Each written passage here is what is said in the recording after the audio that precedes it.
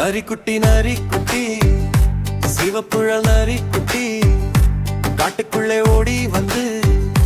பழம் தேடி நரிக்குட்டி tick tick காலடிகள் சுறுசுறுப்பாய் நடக்குது